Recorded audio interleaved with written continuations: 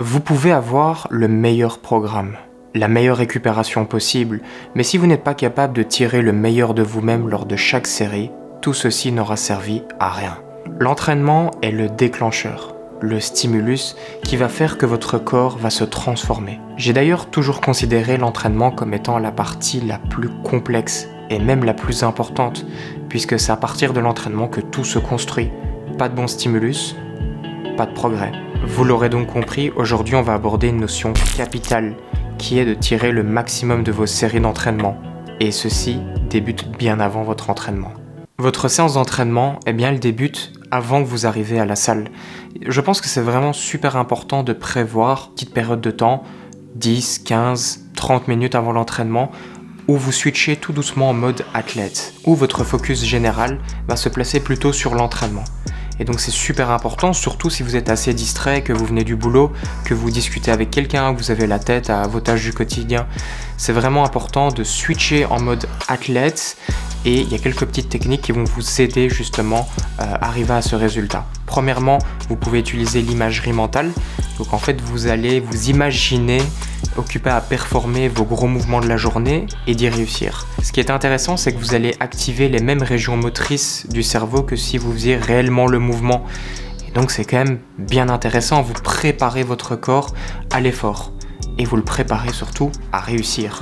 Autre chose, vous pouvez également écouter de la musique qui vous donne des frissons et qui va vous aider à vous mettre dans cet état d'agressivité pour tout donner à la salle. Les musiques qu'il faut choisir, ça dépend complètement de vous. On a chacun des musiques qui nous fait frissonner, qui nous donnent envie de tout donner tout simplement à la salle. C'est important également d'arriver à la salle avec une pulsation cardiaque assez élevée.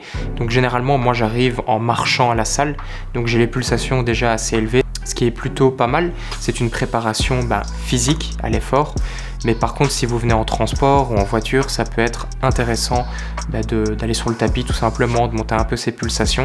Une autre technique, c'est de préparer son carnet d'entraînement avant la séance. C'est aussi une sorte de visualisation mentale, puisque au moment où vous écrivez vos exercices, les performances qu'il faut battre, vous vous imaginez occupé à réaliser ces performances, et donc on peut vraiment coupler plusieurs techniques ensemble. Et c'est super important d'avoir ce temps pré-entraînement, parce que votre entraînement ne démarre pas juste au moment où vous rentrez à la salle.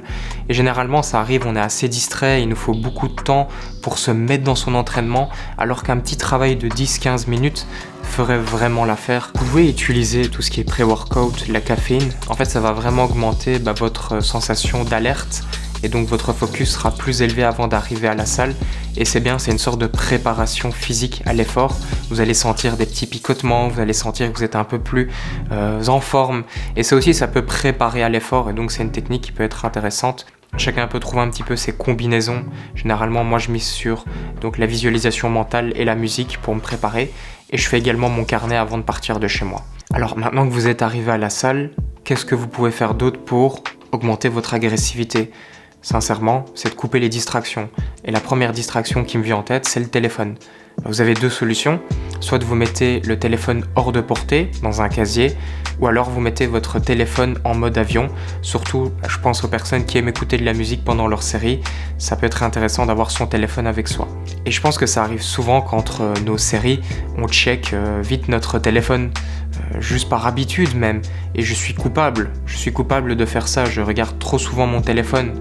Mais ce qui est vraiment dommage, c'est qu'en fait l'entraînement est un moment privilégié pour se reconnecter à soi-même, pour vivre le moment présent pleinement. Et c'est vraiment une coupure dans notre journée qui est unique. Et utiliser le téléphone pendant l'entraînement, ça viendrait gâcher ce moment unique que nous apporte l'entraînement. Et donc c'est pour ça que j'éviterai d'utiliser mon téléphone et c'est un effort que j'essaie de mettre en place. J'ai identifié pourquoi j'ai des difficultés et je vais sur mon téléphone entre mes séries. C'est que moi j'ai plutôt une approche de qualité au niveau de mes séries, donc je prends beaucoup de temps de repos. Qui dit beaucoup de temps de repos, on a beaucoup de temps en fait à juste attendre que notre corps récupère. Et donc le réflexe, c'est que je prends mon téléphone. Bon, maintenant, l'effort que je dois essayer de faire, c'est de ne pas aller sur mon téléphone directement, mais plutôt de me recentrer sur moi, sur mon souffle, et déjà me préparer à la série suivante. Et encore une fois, c'est du temps pour se focus dans l'instant présent, et c'est jamais de trop. Alors autre chose que j'éviterais, c'est de trop discuter avec les personnes autour de nous à la salle. Je sais que pour certaines personnes, c'est super important. En fait, il y a une fonction fonction sociale de la salle en fait. Pour ces personnes, nous on continue à discuter si c'est vraiment quelque chose qui vous apporte du plaisir, mais il faut savoir que vous investissez alors aussi dans les autres personnes et dans votre entraînement, donc vous allez être moins productif. Si quelqu'un qui se focus à fond dans son entraînement, il aura plus de ressources pour son entraînement et moins autour de lui. Donc voilà, si vous êtes vraiment en mode athlète, que vous voulez tout optimiser, j'éviterai de trop me disperser dans la salle à discuter avec tout le monde. Bon, un simple bonjour, ça fait pas de mal, mais vous êtes aussi là pour faire la haute performance, et la haute performance, c'est difficile de switcher à discuter avec quelqu'un sur un sujet et puis de repartir sur une grosse série de jambes tendues. C'est un peu compliqué, donc faut savoir dans quoi on investit. Autre technique pour augmenter l'agressivité, c'est d'utiliser des phrases à haute valeur émotionnelle. Pour faire simple, ce sont des petites phrases que vous allez vous répéter en tête juste avant d'attaquer une série et qui ont donc une forte signification pour vous. Elle va donc augmenter votre capacité à performer sur un court terme. Cette technique est vraiment très intéressante. C'est une technique que j'utilise par moment et je me dis des petites phrases personnelles comme si tu veux te construire ton meilleur physique possible, il va falloir réussir cette performance là juste maintenant. Une autre phrase, ça pourrait être si je veux passer pro dans le bodybuilding naturel, il faut que tu passes cette série de jambes tendues à 150 kg. C'est maintenant que ça se joue. Et donc ces petites phrases en fait vont augmenter votre capacité à mieux performer, comme je l'ai dit, sur un court terme. Il y a un petit inconvénient avec cette technique. Donc, comme vous allez vous hyper juste avant la série, vous allez augmenter votre agressivité et votre focus, mais ça va se coupler aussi avec une fatigue psychologique et physique plus grande. Donc c'est une technique à utiliser de temps en temps sur des gros exercices qui demandent parfois un petit peu de préparation supplémentaire, je pense notamment aux jambes, mais pas tout le temps, parce que ça va être très fatigant de se hyper pour chaque série. C'est à chacun de trouver vos propres phrases à haute valeur émotionnelle, chacun doit trouver ce qui nous motive et ce qui agit comme un moteur au progrès. Pourquoi on vient à la salle, on a chacun nos raisons différentes. Ça dépend aussi de notre passé. Si on a été quelqu'un par exemple qui procrastine beaucoup, on arrive devant cette barre et on fait je vais me prouver à moi-même que dès maintenant je veux me dépasser, il n'y a plus de zone de confort. Donc chacun doit un petit peu trouver ses propres phrases à haute valeur émotionnelle. Vous pouvez également augmenter votre agressivité en vous entraînant avec quelqu'un qui a aussi la même vision de vous de l'entraînement. Donc ça veut dire quelqu'un qui est là pour aussi tout donner à la salle, qui a des grands objectifs de performance. Et donc, si vous vous associez avec un bon partenaire d'entraînement, ça peut réellement augmenter votre capacité à mieux performer. Notamment quand on est sur des mouvements de poussée et que quelqu'un est juste derrière nous et met ses mains, on sent qu'on est déjà plus à l'aise à faire nos répétitions. Quelqu'un qui crie sur vous lorsque vous faites du hack squat, ça peut aussi vous aider à taper une répétition en plus et augmenter cette agressivité pendant la série. Voilà, c'est quelque chose qui n'est peut-être pas faisable pour tout le monde. Beaucoup de gens doivent s'entraîner tout seuls, mais c'est juste que si vous avez la possibilité d'avoir quelqu'un qui partage cette même vision de l'entraînement, le même mood, alors là je crois que ça peut être un réel plus. Et je vais également terminer par le dernier conseil pour augmenter votre agressivité pendant l'entraînement. En fait, c'est un point que je vais diviser en deux. C'est de ne pas s'entraîner dans une salle trop remplie. Et je m'explique pourquoi.